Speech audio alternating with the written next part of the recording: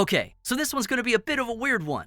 How would our favorite murderous 12-year-old Gon Freecs go about in taking down potentially one of the greatest threats in the entire series, former King Gyro? Simple enough. The thing is, the topic at hand here is such little information that we can't in good faith give you a straight answer. And sadly, it's information that we might never receive.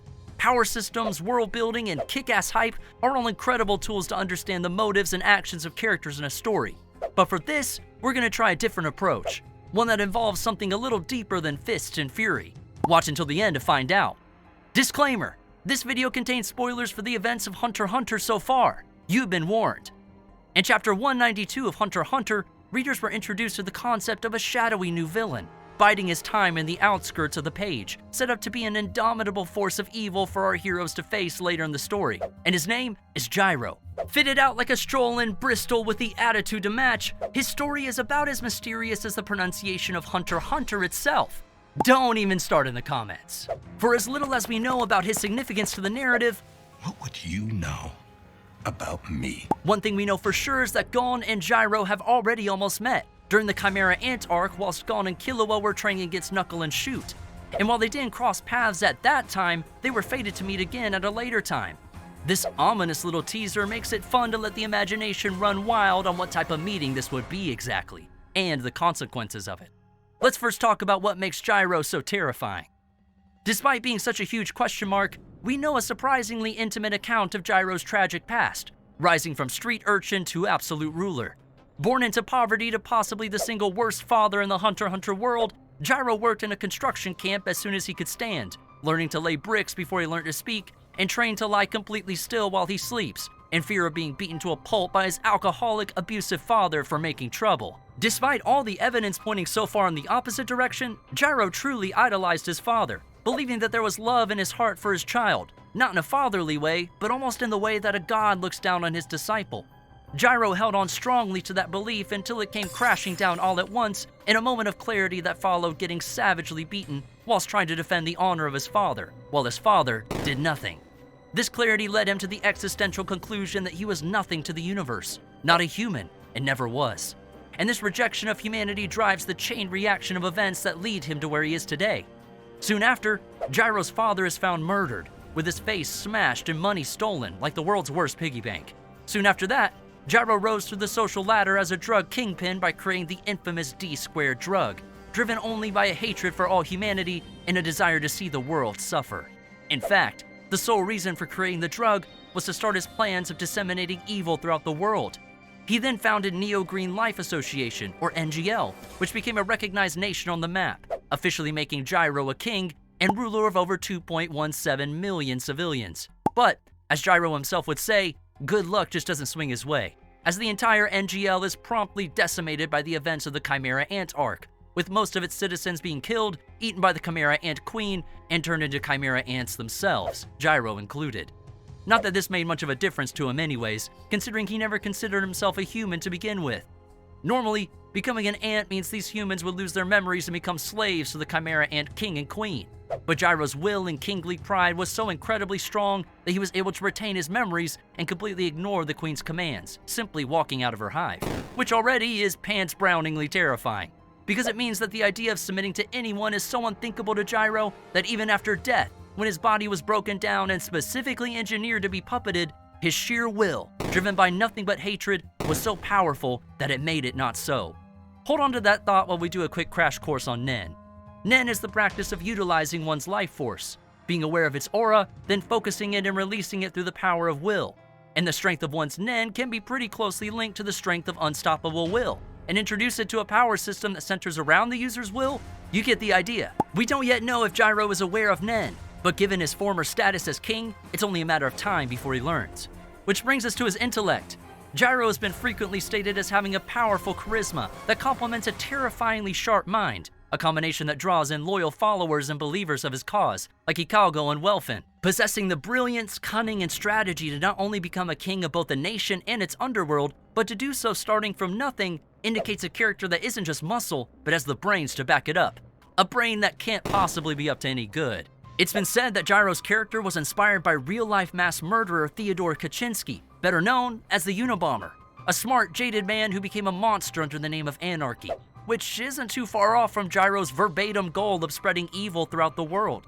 Add that to the fact that Gyro now has access to the shared Google Drive of perks that come with being a Chimera Ant, and you suddenly have a figure of absolute dominance rivaling King Meruem himself. So, we have a psychotic dark king obsessed with evil and hatred for humanity, with potentially the strongest Nen output and ability roster of any character we've seen thus far, versus rock, paper, scissors.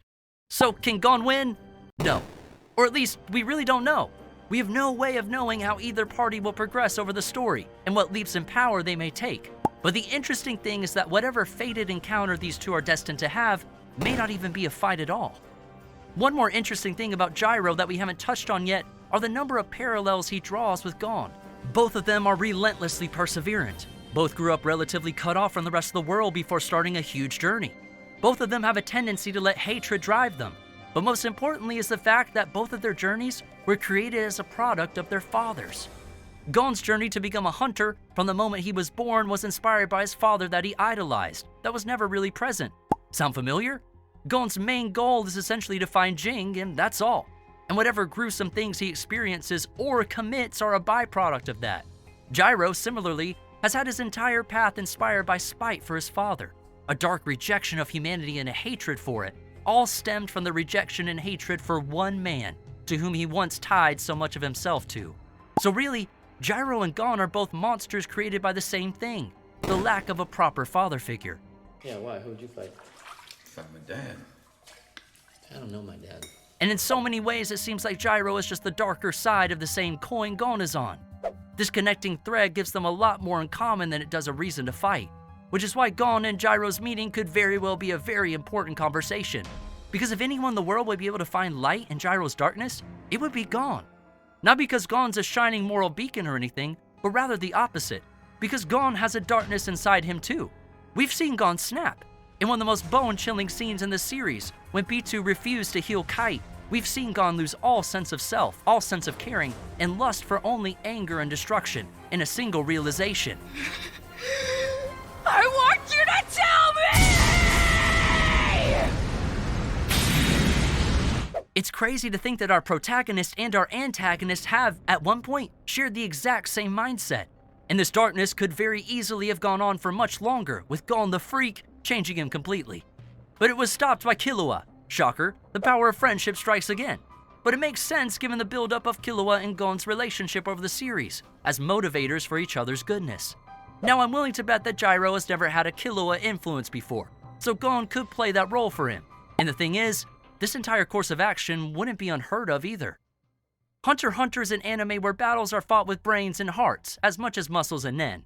We've seen Gon overcome certain challenges not because of physically overpowering his opponent, but by resonating with them emotionally. We saw how his perseverance in the Zoldyck family arc touched both Canary and Zebro, who allowed him to pass their respective challenges, not because he was physically overpowering them, but because they respected him. We similarly see, in a much more sinister way, Hisoka stop himself from killing Gon on many occasions and even support him in victories, just because he believes in Gon's ability to become stronger. In every fight, there's a chance that doubt can settle and change someone's mindset just a little, no matter how set it is. We see that best in Meruem's character development. At one point, Meruem stood in place of Gyro, as the embodiment of pure, unchanging evil. He had one goal: kill all humans and create a world where only the strongest Chimera Ants may live. And it didn't seem possible that this mindset would change until he met Kugomi. And suddenly, pure evil grew a conscience. It learned care and compassion and even protectiveness, which is the exact opposite of the Meruem we were introduced to. This set up the idea that evil can change. Or maybe the point is there's no such thing as evil, only a broken perspective on the world that can be fixed. But that's a whole other conversation, and we're talking about anime right now, so let's not fall too far down a philosophical rabbit hole. The point is, we don't know nearly enough about Gyro's power to narrate an epic battle between him and Gon. And heck, where the manga currently is, we don't even know if Gon will ever be in a position to fight again. But what Gon will never lose is his mindset and his experiences. And we know enough about Gyro's backstory and its themes to tell you that when the two eventually meet, it won't be a clash of opposites, but rather two mirrors staring back at one another. And maybe the victory here won't be a loud physical one, but rather a much more quiet ideological one.